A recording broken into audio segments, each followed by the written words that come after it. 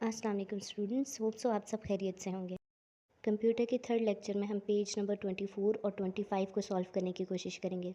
Page number 24 पर हमें कुछ क्वेश्चंस दिए गए हैं जिनके आंसर्स हमें राइट करने हैं। So question number 1 is what does ALU perform. ALU basically computer के तमाम अर्थमेटिक और लॉजिक फंक्शंस को परफॉर्म करता है।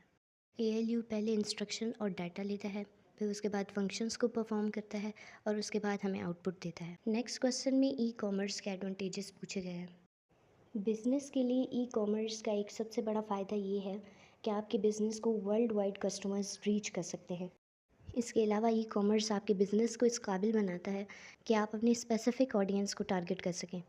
एज अ कस्टमर आप कहीं से भी ई कॉमर्स के थ्रू शॉपिंग कर सकते हैं। आप मुख्तलिफ़ वेबसाइट्स पे प्राइस को कंपेयर कर सकते हैं। इससे टाइम और एफ़र्ट दोनों सेव होती है, और अगर आप फिज़िकली डिसेबल हैं तो आप ऑनलाइन शॉपिंग कर सकते हैं। नेक्स्ट क्वेश्चन में हमें वैल्यू को बाइनरी फॉर्म में कन्वर्ट करना है।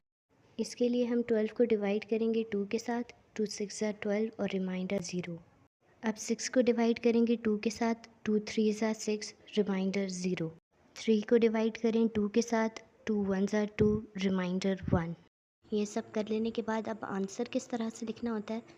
सबसे पहले लास्ट रिमाइंडर, फिर सेकंड लास्ट, इस तरह करते करते फर्स्ट रिमाइंडर तक लिखना होता है और बेस हमारे पास 2 रहेगी।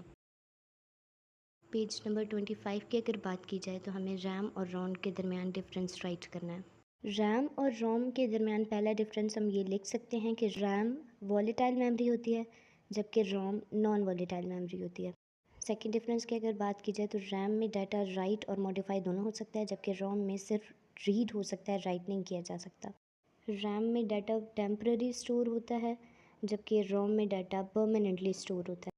स्पीड के हवाले से अगर बात की जाए तो रैम और रोम दोनों की स्पीड बहुत तेज़ होती है, बट रैम की ज़रा ज़्यादा होती है बनिस्बत रोम के।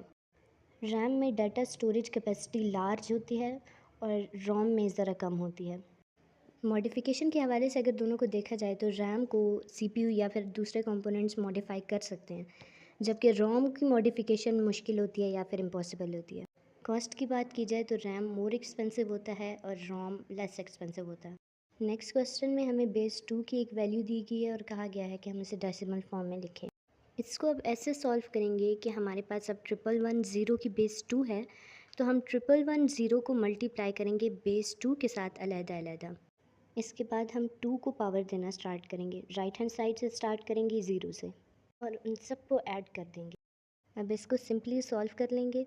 याद रहे कि किसी भी वैल्यू की अगर पावर 0 हो तो एज अ होल आंसर 1 आता है, और यहाँ पर हमारा ये क्वेश्चन भी सॉल्व हो जाता है।